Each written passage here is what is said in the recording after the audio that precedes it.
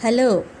Today I have come back to you with a sensitive poem, A Tiger in the Zoo. This poem I have taken from the book named First Flight, textbook in English for class 10th. The theme of the poem is a contrast or a difference in the life of the tiger once it is in the forest and once it is in the zoo. Let us read the poem and know its meaning. The first stanza goes like this.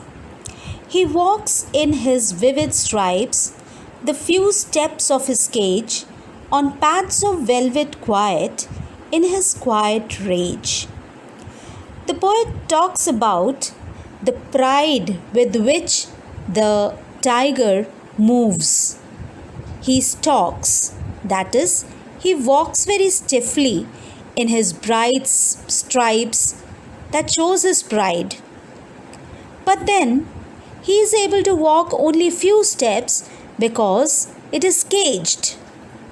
He walks softly with his padded, velvet, silky like paws and moves around in the cage in rage, in anger, but the contrast is quiet.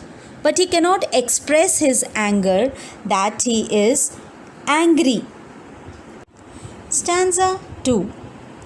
He should be lurking in shadow, sliding through long grass, near the water hole where plump deer pass. Lurking means waiting in hiding to attack. So the tiger is waiting in hiding to attack. Whom? Attack a plump deer, an adult fat deer who would come to the water hole to drink water, and then he will catch his prey. And for that, the tiger is hiding and moving slowly, noiselessly between the grasses. So that is the main character of the tiger, that it will hunt an animal by being in hiding. Third stanza. He should be snarling around houses at the jungle's edge, baring his white fangs, his claws, terrorizing the village. So the poet says here that he should be, that is the quality. The word should here indicates the quality of the tiger, that what it should be doing. That is snarling, growling, making terrifying noise around the houses at the jungle's edge, at the border of the jungle. The human beings, those who live there, they will be terrorized, they will be made scared by the tiger with his growling. And how will he growl? He will also bear, that is, show his white fangs, his claws, and the human beings will get terrorized, will get scared and get afraid of the tiger. Stanza 4. But he is locked in concrete cell, his strength behind bars, stalking the length of his cage, ignoring visitors. Instead of terrorizing the villagers, now what has happened to the tiger? It has got locked up in a concrete cell. Cell, a prison made out of concrete, which he cannot break and he cannot come out. So he is completely incaptivated. Now, the condition is this, that his strength, his real qualities have also gone behind the bars. He is talking, that is moving the length of his cage. He is moving about in the cage. But then he is not taking a look or a glance even at the visitors, those who have come to see him. Why? Because the tiger feels ashamed that he is unable to show his real strength, real might to the world. Rather, he is imprisoned like a prisoner. Stanza 5. He hears the last voice at night, the patrolling cars and stares with his brilliant eyes at the brilliant stars. All that the tiger can do inside the prison, inside the lockup that he is in the zoo, is to look at the stars sitting inside his cell. And another thing is that he could hear the patrolling cars, the security people checking all the cells that yes, they are locked properly, animals are inside, everything is okay, and the security movements have been done. And this is all this animal helplessly would do.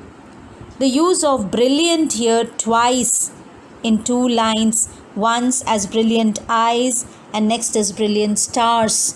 What does it mean? Stars are brilliant and shining, they are free in the sky. The tiger's eyes are also brilliant, they are also shining. But just now it is an irony. It is brilliant, but then it is sad that the real brilliance of the eyes could not be used. Generally, they will be hunting, the tigers would be hunting animals in the depth of the night when nobody will be able to see them. If you have noticed, the tigers have brilliant shining eyes at night, but just now they are just sad and demoralized. The meaning of the poem is very simple. But if we take the critical appreciation, the rhyming scheme will be A-B throughout the poem. Various images have been used by the poet to give a clear picture of the dilemma the tiger is facing in the prison, in the cell, in the zoo cell, and how it would have wanted his real life as a dominating creature in the forest. Various poetic devices have been used. Tiger has been addressed as he, and therefore it is personified. In the first stanza, pads of velvet is a metaphor where it indicates that the pads are as soft as velvet. Quiet rage is an oxymoron, as quiet and rage are two opposite words placed together. Snarling is an onomatopoeia, it's a sound word. There are various alliterations used like concrete cell, behind bars, he hears. There are repetitions of two words, quiet and brilliant, at two places. And brilliant eyes is an irony, as it has been explained before. Apart from, so the poet finally asks a simple question. Should animals be kept in captivity? As human beings, we must think logically. Shouldn't the animals be left in their own world, in their natural form? Or should they be made pets, or the wild ones should be kept in zoo for entertaining the people? And to what length that is correct is a big debate for today. If you have liked the explanation, I want you all to give a thumbs up to it, and lots of love. Stay home, stay safe.